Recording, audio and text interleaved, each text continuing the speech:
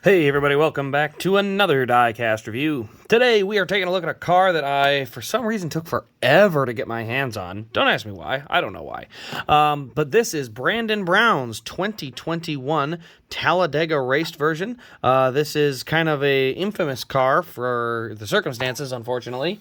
And yeah, I mean, we'll get into it. But it's kind of a neat car because Brandon Brown didn't get any other cars made at any point, and it kind of seems like his racing career may have unfortunately come to an end due to this exact win, which is not normally what you say when a guy wins a race, that race then eventually ended his career. So sad, but it is the world we are in.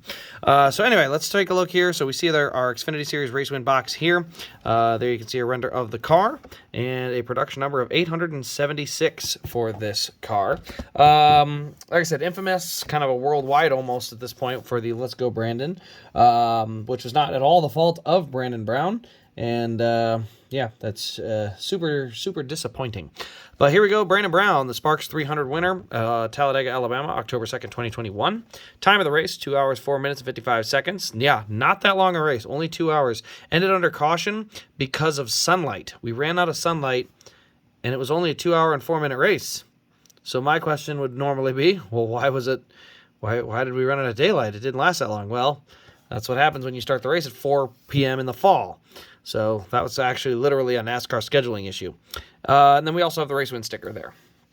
Okay, so let's go ahead and get down to this car because this is a neat car from a couple of standpoints. So first thing on this car, obviously we got our number 68. We got Brandon Brown up there. We got Xfinity Series Brown. You can see some of that stuff marked up on the windshield. Number 68, there you see the American flag. It's a matte black and pink and yellow. There you can see Larry's Hard Lemonade, sponsor that jumped on board. And then you can see the original Larry's Hard Lemonade Brewing Company. And then you got the Chevy Camaro front end, some tape and stuff on the grill.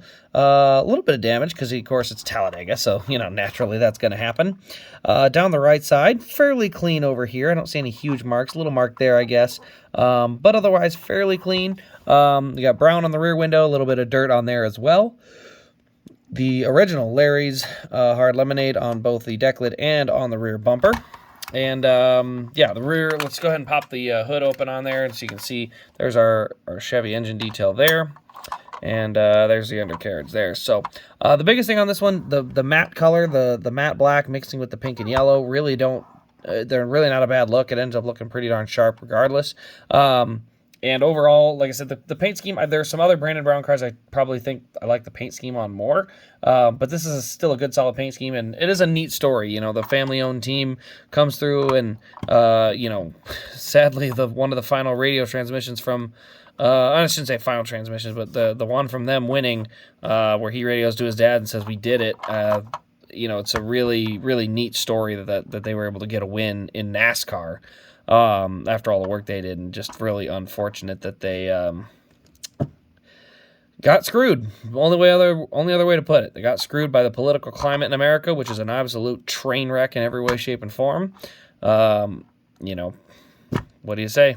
You got one side chanting an explicit message, a TV reporter trying to hide the fact that they're chanting that, and then you have one side that associates Brandon Brown's name with everything negative about a certain political party, and just all stupid that this poor guy lost his ride. So overall, it's a very cool car. I really do hope he gets another shot at some point, but obviously with the team being shut down as well, it's just a real bummer. So definitely hoping the best for him, but man, that stinks. But overall, it's definitely a really cool car. I definitely recommend it. I mean, it's a neat story from Talladega. 2021 was interesting because you had kind of some weird race wins. You had Brandon Brown. You had...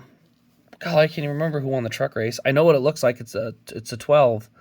But I forgot his name. I'm throwing a total blank. And then Bubba winning on Sunday or Monday with the rain. So 3 first-time winners. That was pretty cool. And golly, it's going to drive me nuts that I don't remember the freaking truck winner. Tate Fogelman. There we go. Tate Fogelman getting the truck win. So 3 overall really cool race versions from Talladega. That was pretty awesome. Of course, Talladega is a great track too, so that doesn't hurt either. Anyway, guys, that'll wrap up the video. Thank you all for watching. This has been Race Craze. If you don't mind, go ahead and check out the Race Craze and RAS Diecast Facebook pages. They have been redone. My Facebook was hacked and not able to get it back, so it got deleted. So I lost all my personal Facebook and both my business pages. So if you wouldn't mind, go on over there, throw a like on both the, or a follow, I should say, on the RAS Diecast page and for sure the Race Craze page here. Other than that, guys, thanks for watching. This has been Race Craze, and we'll see you in the next Diecast review.